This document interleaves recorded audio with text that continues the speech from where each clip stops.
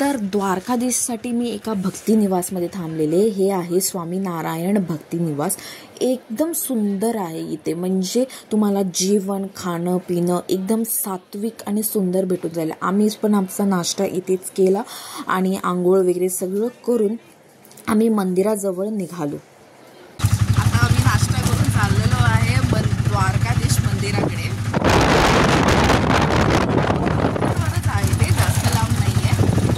भक्तिनिवासापासून फक्त 2 किलोमीटरवरच द्वारकाधीशचं मंदिर आहे आणि सीटर रिक्षामध्ये तुम्हाला फक्त 20 रुपयेच भरावे लागतात. तर आता देवळाच्या इथे रिक्षाने आम्हाला थांबवलेलं आहे आणि इथे थोडीशी पायवाट आहे चालून जायला. आसपास चांगला बाजार आहे आणि मी आणि माझी मम्मी चालली आहे. मम्मी कुठे आहे माहीत नाही, पाहूया.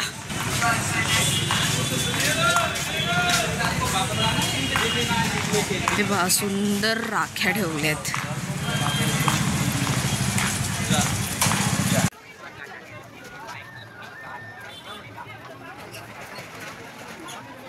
तर द्वारकाधीशमध्ये असं झालं काय तर आम्ही ना हरवलो, मी आणि माझी मम्मा. आम्हाला बाहेर कसं निघायचं ते माहीत नाही आणि स्टार्टिंगला आम्हाला एक माणूस भेटलेला, त्याने आम्हाला मार्गदर्शन केलेलं काय तर अशी चला तशी चला.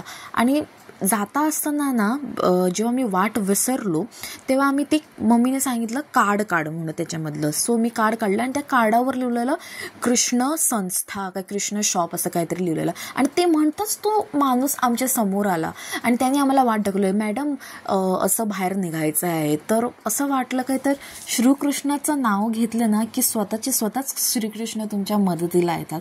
दुसरी गोष्ट असं झालं, मम्मीने असं म्हटलेलं काय तर आम्ही द्वारकामध्ये आलोय तर आमचं चांगल्यापैकी स्वागत कर. इतके दिवस पाऊस अजिबातच नव्हता, पण जेव्हा आम्ही द्वारकामध्ये पोहोचलो तेव्हा जरासा बारीकसा पाऊस कसा पडला. सो द्वारकाधीशने आमचं पावसाने स्वागत केलं आणि एनर्जी ना तुम्हाला फील होते ह्या जागेमध्ये. सो आणि खूपच छान वाटतं.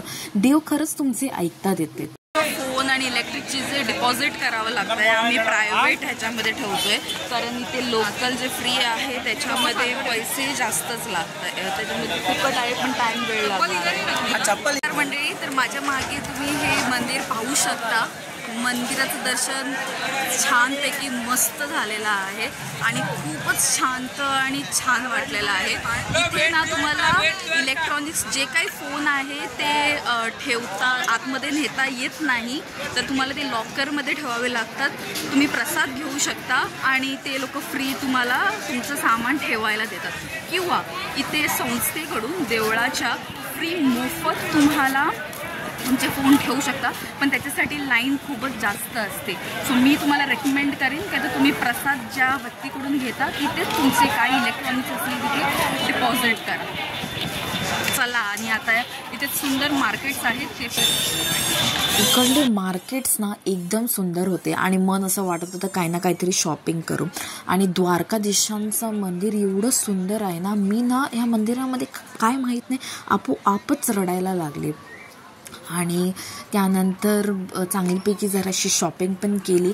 आणि ह्या मंदिराची एनर्जी खूपच डिवाईन आहे, खूपच शांत चांगलं वाटून जातं. तर मी म्हणेन तुम्ही काय तर द्वारकाधीशला एकदा तरी आयुष्यात नक्की भेट द्या. दुसरी गोष्ट इथे सांगायची म्हटल्यावर, जर इथे मंदिरात द्वारकाधीशाच्या येत असाल तर सकाळी 6 ते दुपारी 1 वाजेपर्यंत हे मंदिर उघडं असतं. त्यानंतर हे संध्याकाळी 5 वाजता उघडतं. सो एकतर तुम्ही सकाळचे या किंवा संध्याकाळी 5च्या नंतर या. तर मी 2 इयरिंग्स घेतलेले आहेत, 50 रुपयाला एक. मला खूपच आवडले. हे कसे दिसत आहेत सांगा.